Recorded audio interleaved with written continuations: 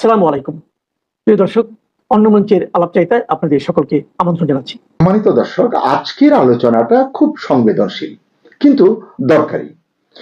Deep state হলো রাষ্ট্রের সেই অদৃশ্য শক্তি যারা সরকার বদলায়, ন্যারেটিভ বানায় এবং জনমত নিয়ন্ত্রণ করতে চায়। তো প্রশ্ন হচ্ছে যে বাংলাদেশের রাজনীতিতে কি এখনো ডিপ স্টেট সক্রিয়? এবং আইআরআই যে সর্বশেষ জরিপটা করেছে, যেটা নিয়ে এখন সবাই কথা বলছে, প্রশ্ন করছে, এই জরিপের ভিত্তি কি? এটা কি সত্যিই জনগণের মতামত, নাকি এটা ল্যাবে বানানো উদ্দেশ্যমূলক কোনো প্রজেকশন বা কোনো নীল নকশার অংশ? চলুন সরাসরি যুক্তিতর্কের জায়গায় যাই আমরা। আচ্ছা, বিদেশি থিঙ্ক ট্যাঙ্ক এবং এজেন্সিগুলো বাংলাদেশ নিয়ে এত আগ্রহী কেন? আসলে আমরা ভুলে যাই যে বাংলাদেশ হলো ভারত, চীন, মার্কিন প্রভাবের ক্রসফায়ার জোন।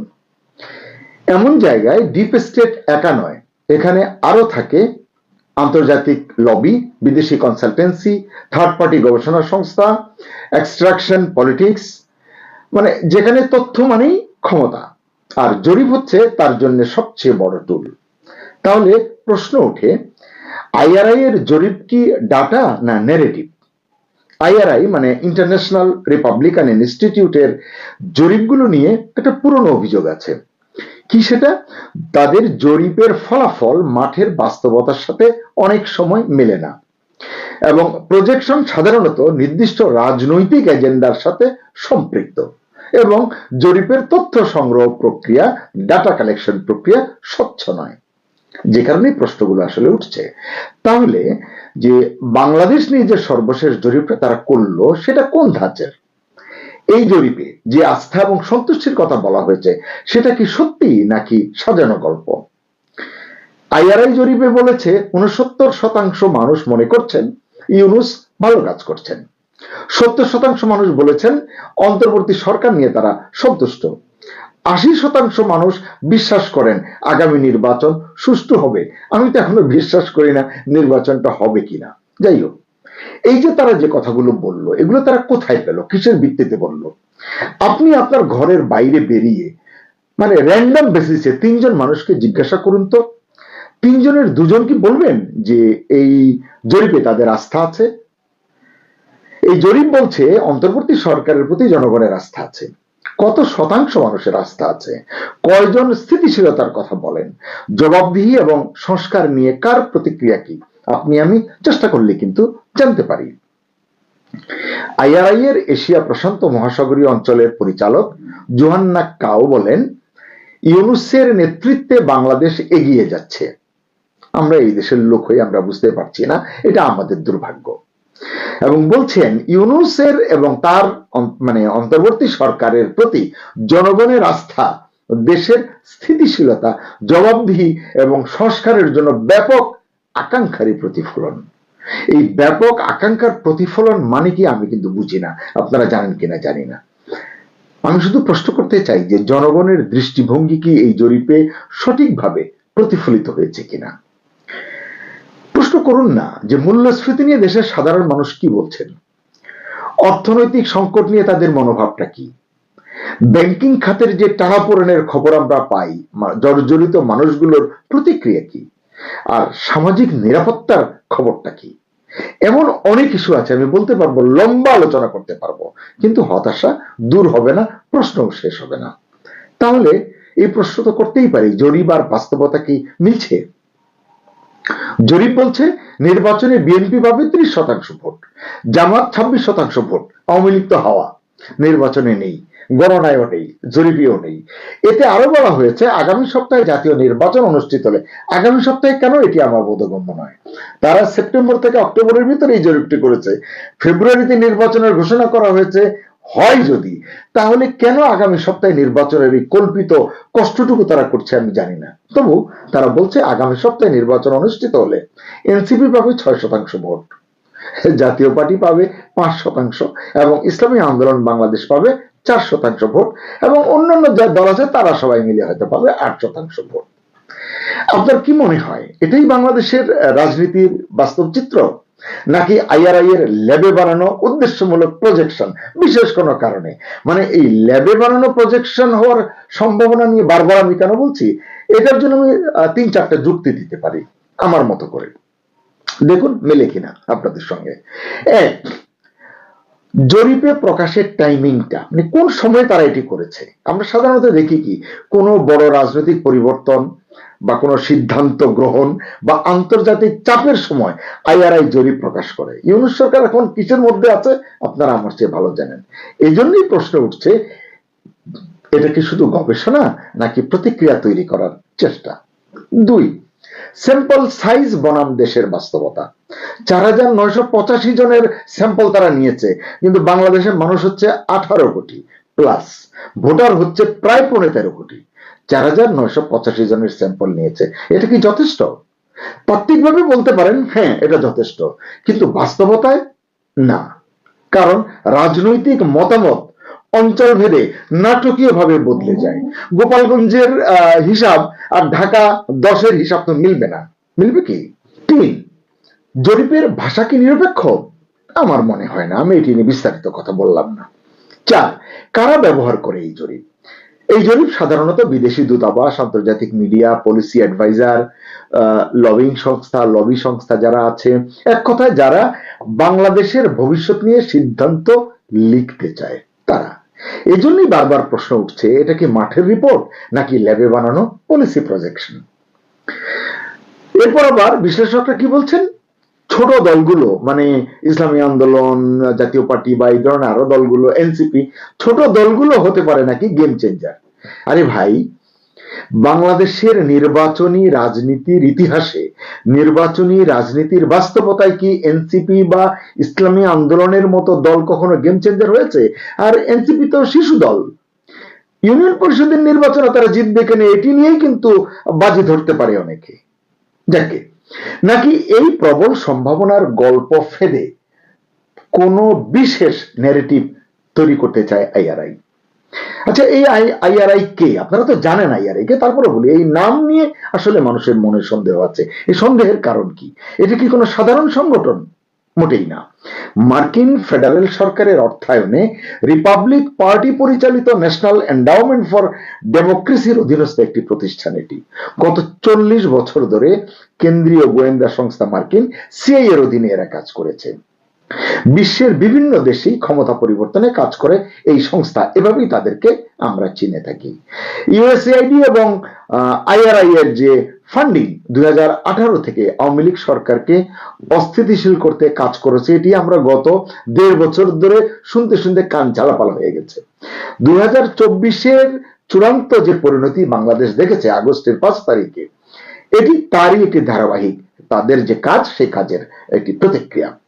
এটা আমার কথা নয়, আসলে মার্কিন স্টেট ডিপার্টমেন্টের সাবেক কর্মকর্তা মাইক বেঞ্চ তিনি বলেছেন, ইউএসএআইডির মাধ্যমে মার্কিন নাগরিকদের করের অর্থ ব্যবহার করে রাজনৈতিক অস্থিরতা সৃষ্টি করা হয়েছে। ডোনাল্ড ট্রাম্প যে $29 মিলিয়ন ইউএসএআইডি ফান্ড বাতিল করে কি বলেছিলেন সেই কথাগুলো নিশ্চয়ই আপনারা ভুলে যাননি। আর জর্জ সরোসের ওপেন সোসাইটি ফাউন্ডেশনের ভূমিকা যদি অনুসন্ধান করেন তাহলে সব পরিষ্কার হয়ে যাবে, কলেবর বেড়ে যাবে। তাই আমি বিস্তারিত ব্যাখ্যায় যাচ্ছি না। আইআরআই দাবি করছে এই জরিপের আস্থার পরিমাণ 95%। ও মাই গড, মানে পারফেকশনের একেবারে চূড়ান্ত পর্যায়ে। এবং এটা তাদের, এই জরিপটা তাদের প্রাক নির্বাচন মূল্যায়ন মিশনের রিপোর্ট। এই যদি হয় তাদের প্রাক নির্বাচন মূল্যায়ন, তাহলে আমি বলবো হাতি এবং ছাগলের মধ্যে পার্থক্য করার বোধটুকু তাদের আছে কিনা এটি নিয়ে আমার যথেষ্ট সন্দেহ আছে। মার্কিন গণমাধ্যম দ্য গ্রে জোন, এই নামটি আপনারা জানেন, তাদের প্রতিবেদনে বলেছে আইআরআই 2018 সাল থেকেই আওয়ামী লীগ সরকারের বিরুদ্ধে ষড়যন্ত্র চালিয়েছে। এখন পর্যন্ত আইআরআই কিন্তু এটি অস্বীকার করেনি।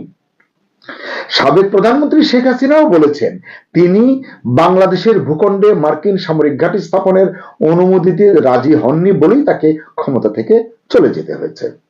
তবে এই বক্তব্যটি যুক্তরাষ্ট্র পররাষ্ট্র দপ্তরের মুখপাত্র বেদান্ত প্যাটেল ওই সময় তিনি দাবি করেছেন ব্রিফিং এ যে শেখ হাসিনার পদত্যাগে যুক্তরাষ্ট্রের ভূমিকা ছিল, এই অভিযোগ সম্পূর্ণ মিথ্যা। এটি তো বলতেই হবে। তবে দ্য গ্রে জোন পর্যালোচিত ফাঁস হওয়া যে থিমগুলো নিশ্চিত করছে আইআরআই বাংলাদেশের রাজনীতিকে অস্থিতিশীল করার স্পষ্ট মিশন নিয়ে কাজ করেছিল। অর্থাৎ এই বক্তব্যটি আমার নয়, মানে প্রমাণিত সত্য। তাদের সেই লক্ষ্য এবং কাজের অগ্রগতি সম্পর্কে যুক্তরাষ্ট্রের পররাষ্ট্র দপ্তরকে নিয়মিত অবহিত করা হয়েছিল। সেই নথিগুলো গোপনীয় অথবা সংরক্ষিত হিসাবে চিহ্নিত ছিল। এরই মধ্যে আজ মঙ্গলবার সকালে আগারগাঁওয়ে নির্বাচন ভবনে প্রধান নির্বাচন কমিশনার এএমএম নাসির উদ্দিনের সঙ্গে বৈঠক করেছেন ঢাকায় ইউরোপীয় ইউনিয়নের রাষ্ট্রদূত মাইকেল মিলার। তিনি ত্রয়োদশ সংসদ নির্বাচন এবং গণভোটের সার্বিক প্রস্তুতিতে সন্তোষ প্রকাশ করেছেন। এটি সব পত্রিকায় বেরিয়েছে, আমি সেখান থেকেই দেখেছি। যাই হোক, এটি নিয়ে একটু পরে কথা বলছি। যে আইআরআই যে জরিপে ইউনূস সরকার নিয়ে আপনার যে অগ্রগতির গল্প প্রচার করেছে, কেন করেছে এটি একটু দেখা দরকার আমার। আমি একটু কথা বলতে চাই। আপনাদের মনে আছে ইউনূস সরকার যখন দায়িত্ব নেন শুরুতে অনেক আশার কথা বলেছিল, দেশের আর্থিক শৃঙ্খলা ফেরানো হবে, ব্যাংকিং খাতকে সংস্কারের মাধ্যমে স্থিতিশীল করা হবে, ঋণ খেলাপিদের বিরুদ্ধে ব্যবস্থা নিয়ে অর্থনীতির ভিত শক্ত করা হবে, ইত্যাদি ইত্যাদি আর অনেক কথা। প্রায় 1.5 বছর পরও সংস্কারের আগামাথা কিন্তু কিছুই মিলছে না, উল্টো পেছনে যাচ্ছে দেশের অর্থনীতি। অসংখ্য শিল্প কলকারখানা বন্ধ, অসংখ্য মানুষ বেকার, দারিদ্র হার অতীতের রেকর্ড, নিকট অতীতের সকল রেকর্ড ভঙ্গ করেছে। সরকারের ভ্রান্ত পলিসির কারণে প্রতিষ্ঠিত ব্যবসায়ীদের চালু ব্যবসায় এখন লালবাতি জ্বলছে। বাংলাদেশ ব্যাংকের সর্বশেষ প্রকাশিত তথ্য যদি ধরি, এবছরের সেপ্টেম্বর শেষে ব্যাংক খাতে খেলাপি ঋণের পরিমাণ দাঁড়িয়েছে 6,44,515 কোটি টাকায়, যেটা মোট বিতরণকৃত ঋণের 35.73%। গত বছরের ডিসেম্বরে এটা ছিল 3,45,765 কোটি টাকা এবং এই হার ছিল 20.2%। অর্থাৎ মাত্র 9 মাসেই খেলাপি ঋণ বেড়েছে 2,98,750 কোটি টাকা। খাত সংশ্লিষ্টরা বলছেন এটা নজিরবিহীন বৃদ্ধি, কিন্তু আইআরআই তো মার্কিন আপিল সংস্থা, তারা ঠিকই এটাকে ইউনূস সাহেবের যোগ্যতা বলে, অগ্রগতি বলে চালিয়ে দিচ্ছে। ইউনূস সরকার দায়িত্ব নেওয়ার পর দেশের ব্যাংকিং খাত সংস্কারের নামে ভেঙে দিয়েছে 14টি বেসরকারি ব্যাংকের পর্ষদ। রাষ্ট্রায়ত্ত ব্যাংকগুলোর পর্ষদ এবং ব্যবস্থাপনায় পরিবর্তন এনেছে। ইসলামী শরিয়া ভিত্তিক 5টি ব্যাংক একীভূত করার নাটকে কত হাজার আমানতকারীকে যে তারা তুর্কি নাচন নাচাচ্ছে, এর বিচার দেশের মানুষ আর কি করবে? এটা আল্লাহর উপরই থাকুক। ইউনূসের কূটনৈতিক ব্যর্থতায় ভারতের সঙ্গে সম্পর্কের অবনতি এবং ব্যবসায় যে ক্ষতি হয়েছে তা নিয়ে কারো মাথা ব্যথা নেই। ইউনূস আমলে স্বাস্থ্য খাতে 13,000 কোটি টাকার একটি চলমান উন্নয়ন প্রকল্পে অস্বাভাবিক ব্যয়ের অভিযোগ অতীতের সকল রেকর্ড ভঙ্গ করেছে। এই প্রকল্পে সাধারণ কম্পিউটারের দাম ধরা হয়েছে একটি 7 লাখ টাকা এবং পরামর্শকের জন্য বরাদ্দ রাখা হয়েছে 216 কোটি টাকা। হরিলুট আর কাকে বলে? উলট পালট করে দেমা লুটে পুটে খাই, চলছে এই অবস্থা। যাই হোক, একটি শ্বেতপত্র করেছিল এই সরকার। সেই শ্বেতপত্র প্রতিবেদনে এটাকে, এই প্রকল্পকে স্বাস্থ্য খাতের সিস্টেমেটিক দুর্নীতি বলে চিহ্নিত করা হয়েছে এবং বলা হয়েছে এটা ইউনূস সরকারের স্বচ্ছতা প্রশ্নবিদ্ধ করেছে। কথা কে বলেছেন? দেবপ্রিয় ভট্টাচার্য, এটি প্রধান তিনি। জানি না আইআরআই এসব চোখে দেখে কিনা এবং মাইকেল মিলার এসব খবর রাখেন কিনা। মাইকেল মিলার বরাবরই ইউনূস সাহেবের প্রশংসায় পঞ্চমুখ থাকেন। জানি না মানে আইআরআই এসব চোখে দেখে কিনা, মাইকেল মিলার এসব খবর রাখেন কিনা। মাইকেল মিলার বরাবরই ইউনূস সাহেবের প্রশংসায় পঞ্চমুখ থাকেন। নেপথ্যে কি রহস্য আছে জানি না। ইংল্যান্ড এবং ওয়েলসের 2 লাখেরও বেশি আইনজীবীর প্রতিনিধিত্বকারী পেশাজীবী সংগঠন the law society of England and Wales যখন বাংলাদেশে আইনজীবীদের উপর নিপীড়ন ও রাজনৈতিক হয়রানির বিরুদ্ধে তীব্র নিন্দা ও উদ্বেগ প্রকাশ করে, তখনও মিলার সবকিছু স্বাভাবিক দেখেন এবং প্রশংসা করেন। ইউনূস সরকারের শ্বেতপত্র প্রণয়ন কমিটির যে বললাম প্রখ্যাত অর্থনীতিবিদ দেবপ্রিয় ভট্টাচার্য, তিনি যখন বলেন সংস্কারে ধীরগতি হলেও, মানে ধীরগতি আছে, ধীরগতি নেই মানে স্লথের চূড়ান্ত, ধীরগতি হলেও বিদেশিদের হাতে বন্দর তুলে দেওয়ার ক্ষেত্রে ইউনূস সাহেব কিন্তু বেশ করিতকর্মা। মাত্র 13 দিনে এই অসাধ্য সাধন তিনি করেছেন।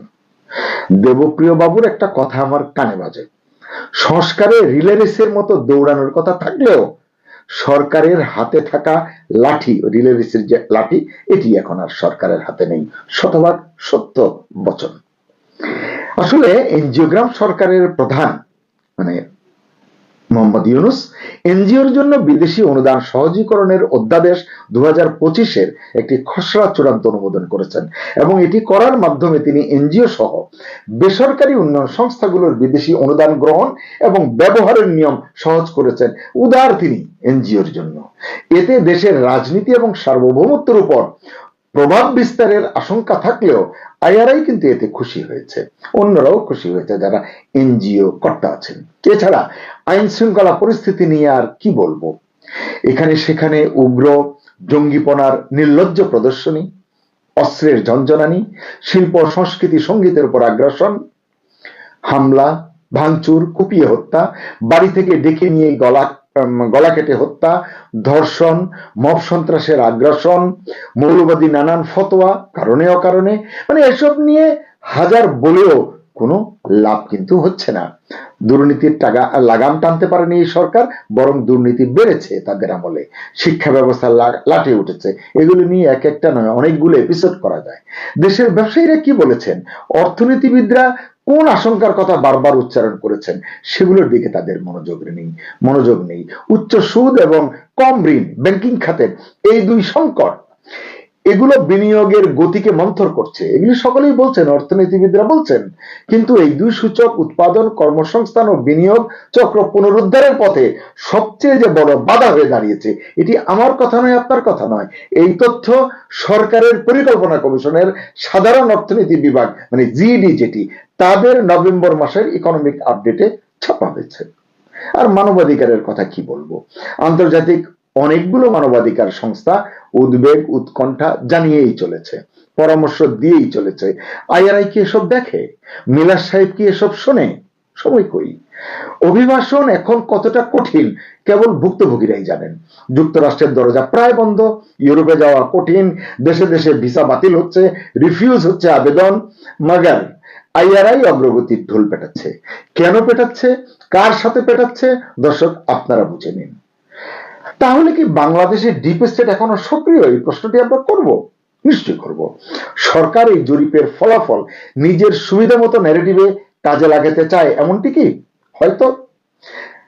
আইআরআই জরিপ কি ন্যারেটিভ বিল্ডিং এর অংশ, নাকি সত্যিই জনগণ সন্তুষ্ট এই সরকারের উপরে? বাংলাদেশের রাজনীতি কে নিয়ন্ত্রণ করছে?